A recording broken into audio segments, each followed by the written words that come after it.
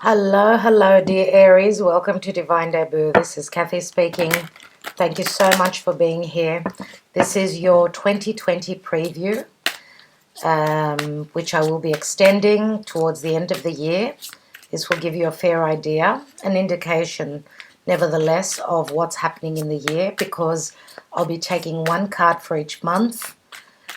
And thank you so much for being here. We're stepping into the eclipse time now, just around the corner from Christmas. Today is the 25th of November. So Jupiter, of course, is at his last couple of degrees, ready to move into the sign of Capricorn. It's going to be a big Capricorn year. So, you know, Capricorn is all about doing that hard work, becoming the elder, the wiser. Capricorn is also stabilizing something, of course. You know, and Capricorn is also career, so Capricorn is the house of career, so that hard work will be paying off. Jupiter will be expanding when he joins into Capricorn beginning of December. So let's see, dear Aries, what's happening for you. This is a rough idea of what's happening. I will be taking many more cards. Wow, many more cards in the extended reading. Now I want to say that Boxing Day would be the eclipse of December 2019, and then we've got January 10th. So we're in the eclipse times. Next 3 months are going to be very changeable, very radical for a lot of people. Radical changes, unexpected partnerships and relationships are all also on the forefront. So let's see what's happening for you, dear Aries, in 2020. Okay, so the month of January, you have the Strength card, which is the card of Leo. The Strength card speaks of courage, speaks of patience, wisdom, taming that wild beast within you, trusting in your power. And Leo is also the heart. So anything that is heartfelt, anything to do with children, creative pursuits, flirtation, you're holding yourself back. Okay, and it's also a card of these two trusting, having trust between the two, because they need to work together. So you are very powerful in the month of January, of course, very courageous too. And, of course, you may be dealing with a Leo who is doing this. They're holding back on their desires, let's say. Let's see what's coming in the month of February. 9 of Cups. Wow. 9 of Cups is the wish card. February seems to be a wonderful month for you, dear Aries. Now, again, we've got water energy here. So Scorpio, Cancer, Pisces. Again, wish fulfillment, feeling very smug that you've accomplished something that you've worked really hard for, something maybe that you've created is starting to pay off. It's filling your cups, right? Some of you may be out partying a lot, doing a lot of drinking, getting out, socializing. Let's look at the month of March. We have the Knight of Pentacles, which is Virgo energy for me. This is someone who's stopped the knight that's not moving. He's looking at his path, his trajectory, doing the calculations. This is Virgo, as I said, for me, calculating where he is and where he wants to go. And of course, this could have to do with work, your daily routine. Could be any other earth sign as well. So Taurus, Virgo, or Capricorn.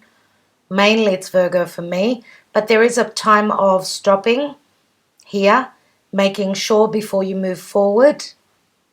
Okay, so if it's any money matters around this card, there is a bit of a stoppage here. So planning for the future, let's say, because that Ace of Pentacles he's holding is something that will bring him stability.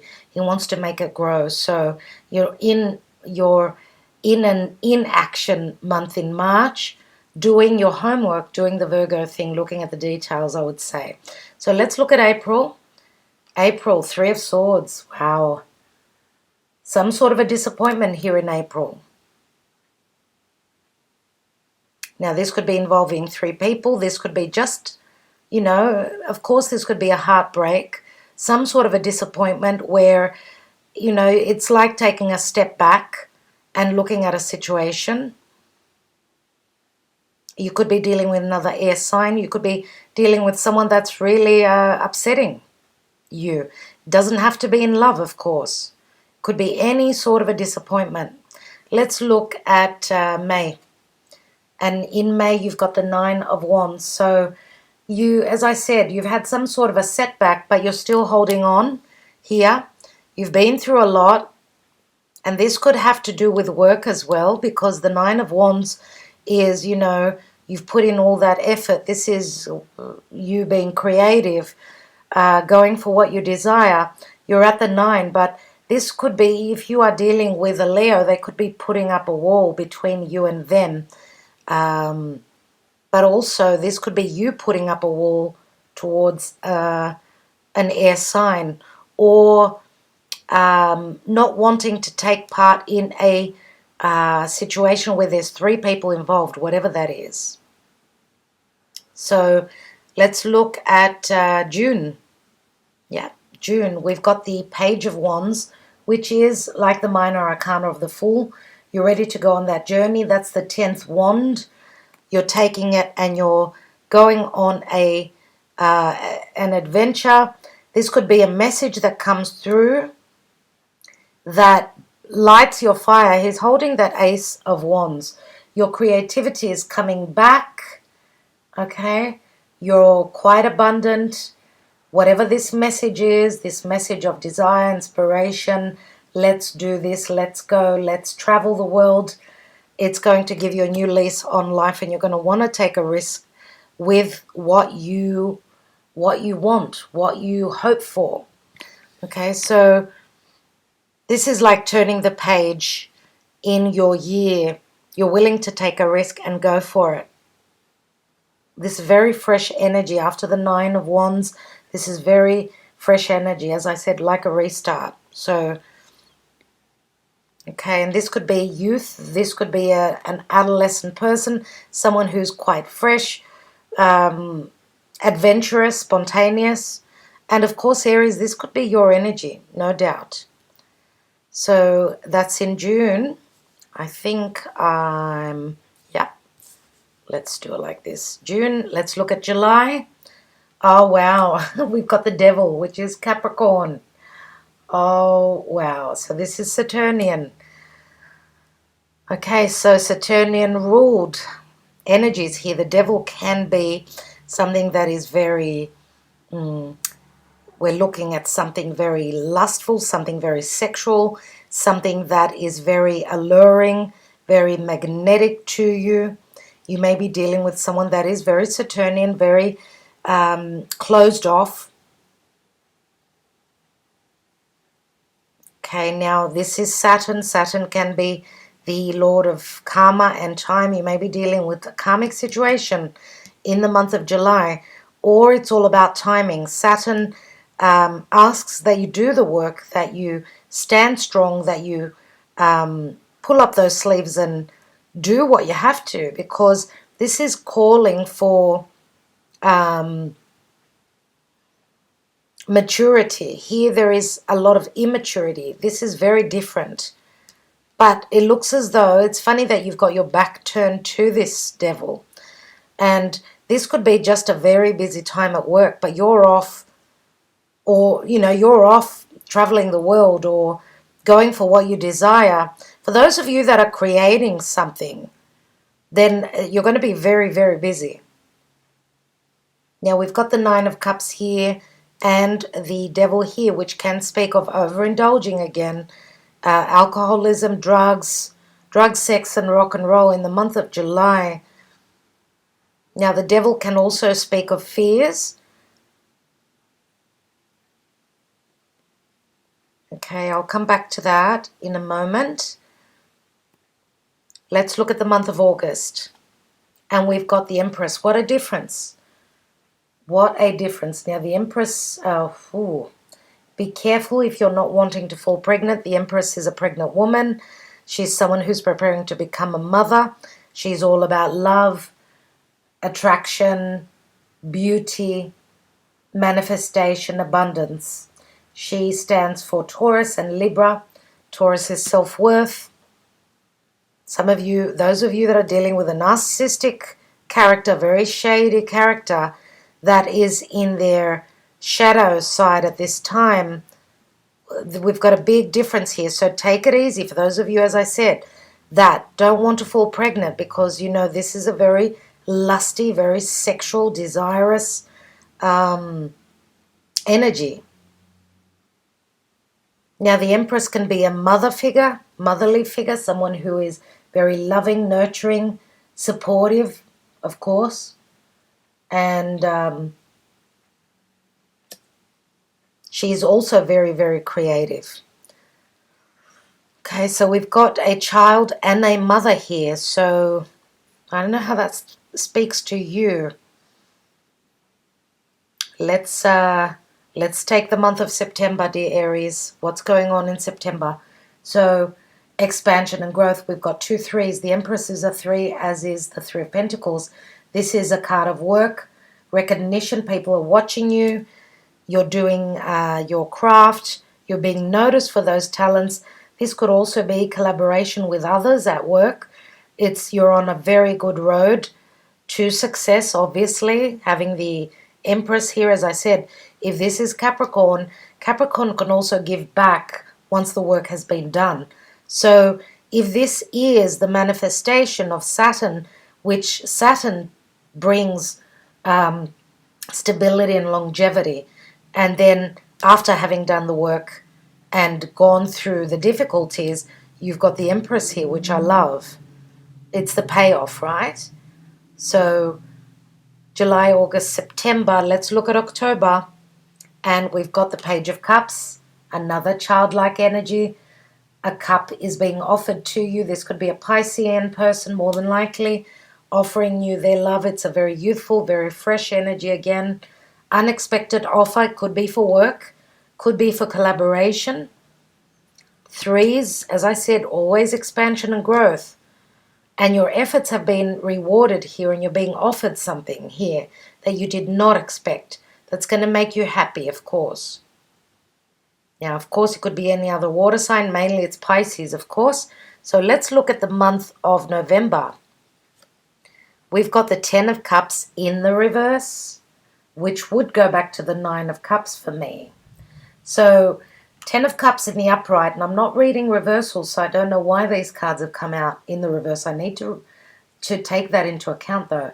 10 of Cups is family bliss, you know, having that beautiful house, happy family, even extended family.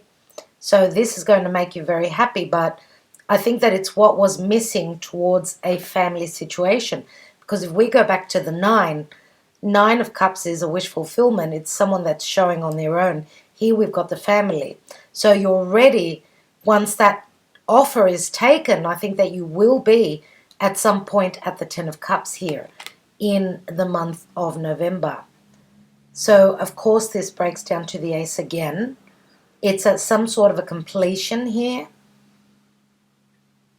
Nevertheless, I do feel that this offer is going to complete the family happiness, the family unit. It's going to complete the happiness of people around you in all aspects. But I think there's one more step, that there is a reason why this offer's come through. Now, we've got a lot of free will, you know, choices to make. Hopefully you will make the correct choice, because we don't know exactly who this offer is coming from. And because we've got the Devil here, which is very different energy, obviously. Here we've got an elder, and here we've got youth. But this could, even if this is not, an adolescent, someone young, this could be that there is an unexpected offer, something that you did not think would come through. So let's look at how you end the year, dear Aries. And we've got the World, which is a successful completion of a cycle. And these are the 4 fixed energies in this card. So Scorpio, Taurus, Leo, Aquarius. This is very Saturnian to get through this energy, to finish up a karmic cycle. You've done the work. You've passed the test. Now, this could speak of traveling to a distant country, a distant place. What I see in this card is Venus, who is ready to be born. Okay? So there is something about being reborn here. There is something about a birth.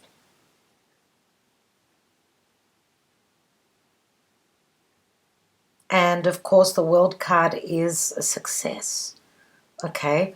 Look at the wreath that surrounds Venus. So, of course, once, after an ending, there are new beginnings. So it's as though you are closing a major life cycle in the month of December, dear Aries. And you're doing that with flying colors. So what I'd like to do now is I would like to take a card for the general energy. So I'm going to say that the month of July and the month of April are going to be a bit challenging. The rest of the year is amazing. April and May can be a little bit tough. Okay. So what's the general energy, dear Spirit? And we've got the Seven of Swords. Seven of Swords. And it's not the first time that this card has shown up. Now this to me does speak of intelligence. It can speak of stealth, someone taking from you, someone trying to get away with something. But this could also mean that you are intelligent. Whatever this energy is, you're sneaking away. You're taking those Five of Swords. You're not willing to do the battle with others. You're being smart and you're getting out of the getting out of trouble, I would say here, and leaving those two swords. And two swords can be a decision. But you are conflicted about that. So you're saying, I'm not doing that today, leave it for tomorrow, for instance. Okay, and it is a 7, and 7s are a number of conflict, but 7 to me is also the divine. And it speaks again of Virgo energy. Why? Virgo is, even though it's air, of course, which would be Gemini, Libra, Aquarius, I did speak of Virgo here. I don't have any other air element apart from the Three of Swords. So if we look at these two cards together, that's the Ten of Swords, which means you are going to be intelligent. You're going to leave a situation where you've been either hurt, backstabbed, or someone's stolen something from you. But I do believe that, because I said Virgo, and Virgo is the intellectual here, the intellectual sign. This could be the looking at the details, right? Sometimes I suppose too much looking into stuff, sometimes it's no good. So just be careful because of theft, having lost something. Again, as I said, wherever you see trouble, if you do, sneak away, get away, okay, dear Aries. So again, you may be dealing with an air sign that might be trying to get away with something. So, all right, I will leave it at that, dear Aries. I do hope that this was of help to you. I'm looking forward to extending this reading, see what else is happening in each month for you. Don't forget to press that little bell so you know when I've uploaded. I'm doing the December readings very soon in the next few days, so look out for those. Sending you lots of love, lots of blessings, and I will be talking to you very soon. Okay, all the best.